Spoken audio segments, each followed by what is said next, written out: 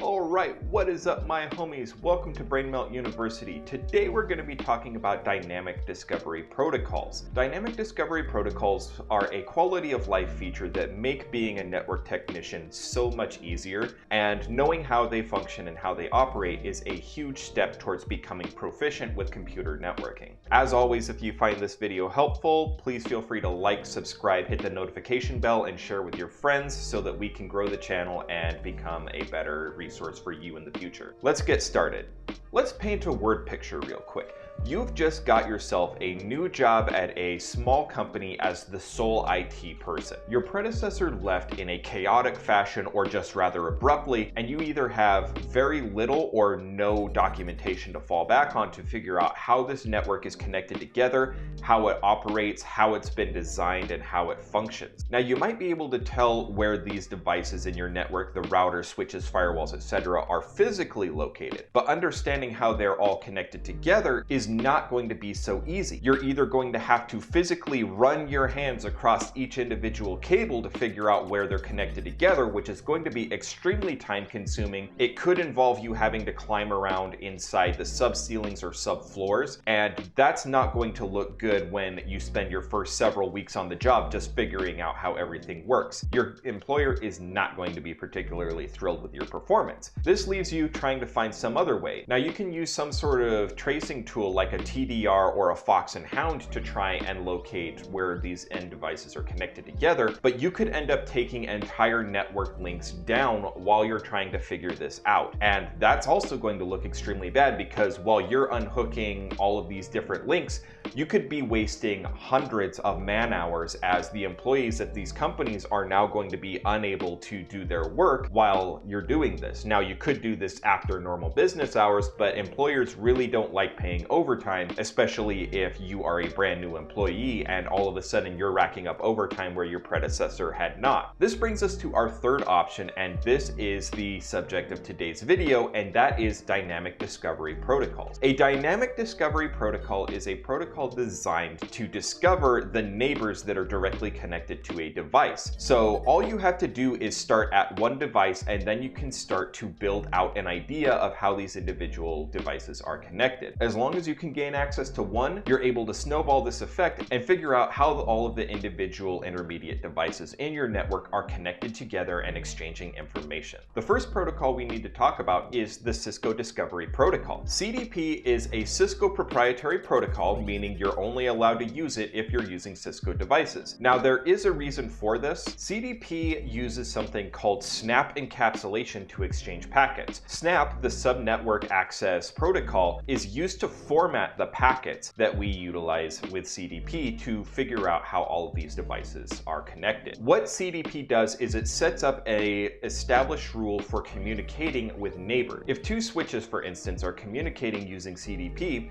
each switch is going to exchange information such as its MAC addresses, its IP addresses, what interface it's connected to the other with. It's even going to exchange information like what model it's using and what operating system version it's on. This is extremely helpful for network technicians to be able to discover how their network is built, because you can instantly figure out if your switches are outdated and need to have updates run. IP addresses, so if you happen to have something like SSH login credentials but no idea what the actual IP addresses are, this can help you start mapping out the network. CDP is extremely powerful, but it is Cisco proprietary. Unless a device recognizes Snap Encapsulation, it's not going to function properly. That's why CDP is not a good choice if you're running a mixed vendor or not Cisco environment, because unless you're running Cisco devices, CDP is just not an option. However, there is an open standard. The Link Layer Discovery Protocol, LLDP, is an open standard that's available to absolutely everyone, because LLDP communicates using standard Ethernet encapsulation for its packets. It's capable of exchanging this information with virtually anything that understands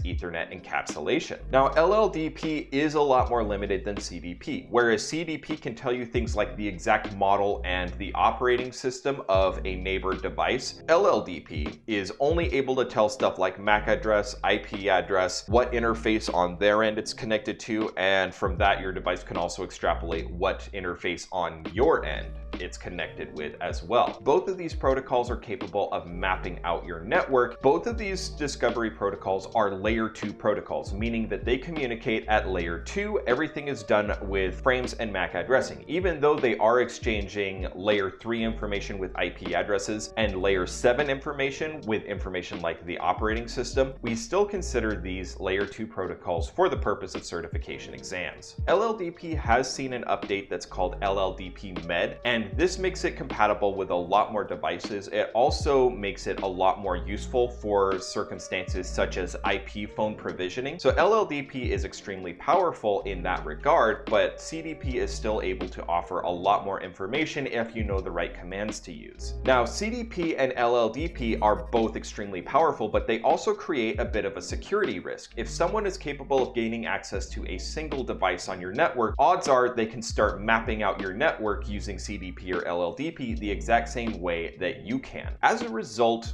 CDP and LLDP can be enabled and disabled as necessary. You can actually enable or disable CDP or LLDP on an entire device, so if you don't want a device to participate using these protocols, you can completely disable that feature. However, CDP and LLDP can both be enabled and disabled on a per interface basis. So say for instance, you have a router that you want to be discoverable to your internal network, but not to the internet. You can disable CDP on the interface that connects your router to the internet service provider, but leave it running on the local interfaces that are connected to your network. LLDP can also do this exact same thing. LLDP is actually able to disable or enable transmit and receive traffic separately, meaning that you can actually configure a router to receive LLDP traffic, but without actually transmitting its own information to peers. This makes it extremely powerful because now you can also use this to discover things like if someone is attempting to probe your network from the outside, or if you have something like a DMZ, where it's a lot easier for someone to gain external access to your network. So if someone's using LLDP probes in your DMZ, you can actually register that someone is trying to figure out your network without having the security risk of your device actually sharing